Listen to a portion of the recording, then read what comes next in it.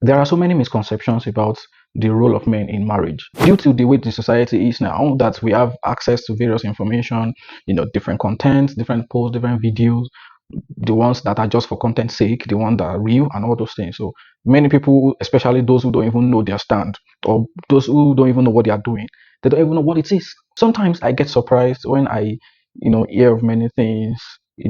People come to my DM to say some things, some confidential things. I read about things, I see things, and I'm like, okay, what is the problem actually? I want to briefly talk about leadership itself. So maybe when we see what leadership is, then we will stop contending for it. I don't know why we are so obsessed with, you know, controlling husbands and wives. They are so obsessed with this controlling thing. I feel that if we really, really know what we are into, if we have some clarity about what we are into, we will realize that we were created for collaboration and not to compete with each other. So the choice is yours to choose someone that you can collaborate with. The choice is yours to not consider someone that you see as a competitor or someone that is not secured enough to collaborate with you. The role of men in marriage is centered around leadership, right? So, what is leadership? I asked AI this question and I got this. Leadership refers to the process of influencing, guiding, and inspiring individuals or teams to achieve a common goal or vision. Within the context of marriage, it involves empowerment, it involves taking responsibility for actions and its consequences. Empowerment in the sense that you are giving your wife autonomy and resources that they need to succeed. In essence, marriage is not meant for one side to shrink for the other to survive. Gentlemen, please follow this discussion. One of the bad traits of a leader is micromanaging or compressing the person you are leading. You see, nothing survives that way. You have to, we as men have to provide an ambience or sort of environment that can make our wives to thrive. I feel that if people really know what leadership entails, then there won't be any contention for it. Let's take it outside the context of marriage now. If you have been a leader before, you will realize that it is not something easy. It is not something that you can literally yearn for. As a woman, if you have been a leader before, you're occupying a leadership role, whether at work or in the church or in the environment or in the family, you will realize that it is not an easy position. So it is not something to fight about. Now let me come back to the context of marriage. When I see people, antagonizing or contending against their husband about a particular thing or the other, I'm like, okay, hold on, what is going on? There is no there is no part of leadership that is bad for the wife unless the man is not leading rightly. I'm not saying let somebody be a lord or boss and all those kind of interpretations you really think you have in your head or probably from your past experiences. If you look at leadership very well, you look at how it says, okay, let me take you through some of the good traits. Good leaders exhibit integrity, empathy, courage, resilience, and coaching. So please tell me, which one of these is bad for you as a wife?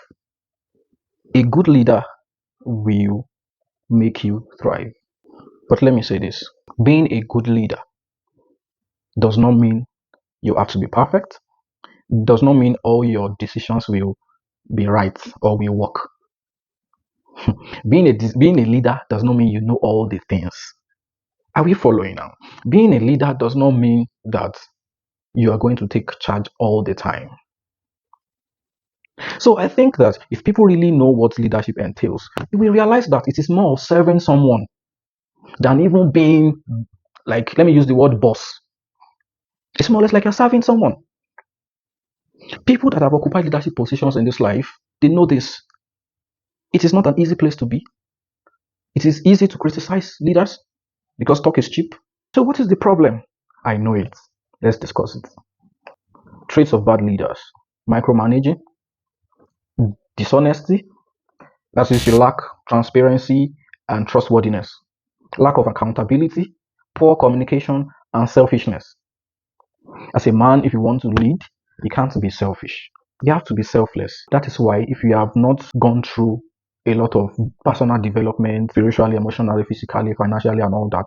Don't venture into marriage. Pursue those things. Chase the bag. Work on personal development, your emotional intelligence, emotional maturity, spiritual intelligence, direction, and all those things. Work on it. I'm not saying you should be perfect on those things before you marry. That's not what I'm saying. But you have to know, you have to be on the pathway. You have to be on the pathway already. Don't exhibit boys' attributes in marriage. It doesn't make sense. I must not fail to address this. There is nothing bad in someone leading you. There is nothing to contend with because none of the traits of a good leader is against you. You might have had bad experiences with people, with men that treated you badly.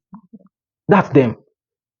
So you don't transfer those experiences to the person you are with currently because it's not the cause of that experience. You have to unlearn this. You have to learn new things.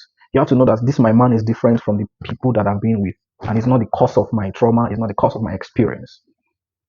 If those people that you have been with did not lead you well or did not exhibit good leadership traits, that's on them. But if your husband is exhibiting good leadership traits that I've mentioned here, there is nothing to contend with.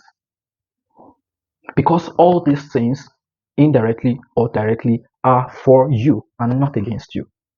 Giving you the resources and the autonomy to succeed, whether in your business or your career, is for you. You should be able to spot someone who has all these traits from a mile. I don't know the kind of conversations that you've been having, but you need to center your conversations into deep things because marriage is deep. It is not just a temporary relationship. Ultimately, leadership is about making a positive impact and achieving goals by putting in a combined effort. In conclusion, I would like to say this to men that micromanaging your wife is not a sign of a good leader. Caging her, not allowing her to have friends, good friends, not allowing her to, thrive in a particular business or a venture or a career is not a good trait of a leader.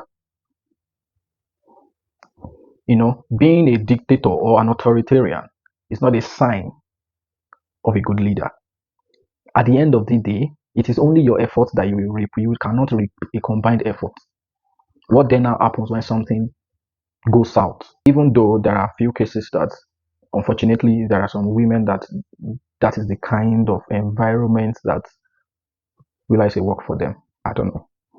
But please, let us stop contending for the men's role as a woman in a marriage.